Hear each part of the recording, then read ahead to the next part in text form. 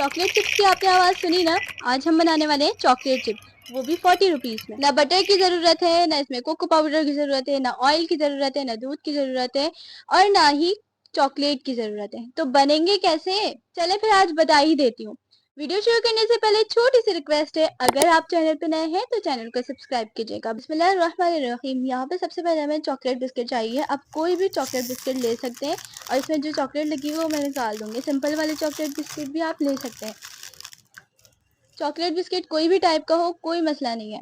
यहाँ पे मैंने क्वांटिटी कम रखनी थी तो मैंने एक ही पैकेट लिया था। अगर आप ज़्यादा बनाना चाहें तो आप जितने मर्जी बनाना चाहें उतने मर्जी आप बिस्किट्स यहाँ पे ले सकते हैं।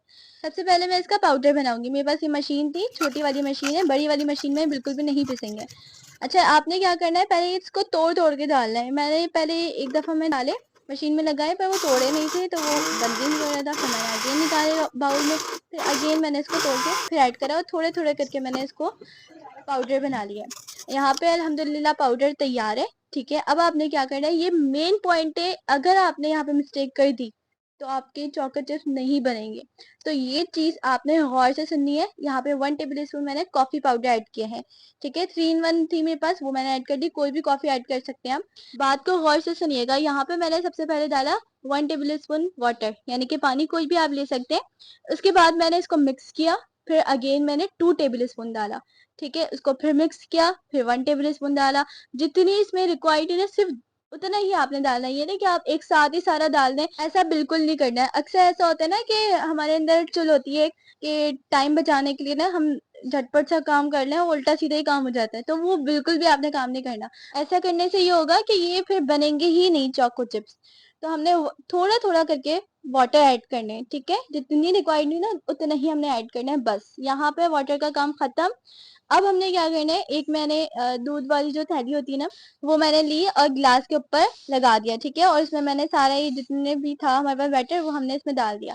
अगर आपके पास पाइपिंग बैग हो तो आप वो भी यूज कर सकते हैं। आपकी आसानी के लिए मैंने यहाँ पे ये ट्रिक बताई है कि आप इस तरह से भी कर सकते हैं। अक्सर ऐसा होता है कि हर किसी के घर में पाइपिंग बैग नहीं अवेलेबल होते हैं। अब यहाँ पे मैंने ले लिया बटर पेपर। अगर आपके पास बटर पेपर भी ना हो ना, तो आपके पास जो कॉपियां होती है ना बच्चों की, उसमें से कोई भी पेपर ले लें, वो भी चलेगा। और अगर आपके पास बटर पेपर हो तो बहुत ही अच्छी बात है। यहाँ पे मैंने सबको बहुत ही अच्छे से चोको चिप्स की शेप देते जा रही हूँ और आराम आराम से आपने इसको बनाना है। मैंने ये स्पीड टेस्ट कर दी थी, मैंने बहुत आराम आराम से बनाया। तकरीबन मुझे 10 से 15 मिनट लगे थे ये सारे शेप देने पे। वैसे आप कोई भी शेप का बना सकते हैं तो चलेगा। यहाँ पे अगर आप चोको चिप्स की शेप में बनाएंगे तो और भी ज्यादा अच्छा लगेगा। लगेगा ही नहीं कि हमने ये घर में बनाया। मैंने कुछ बड़े बना लिए और कुछ छोटे बना लिए। और अब क्या करना है, यहाँ पे आपने धूप में रख देना है। इसको धूप में छोड़ दें, 4-5 घंटे के लिए आराम से छोड़ दें और भूल जाएं।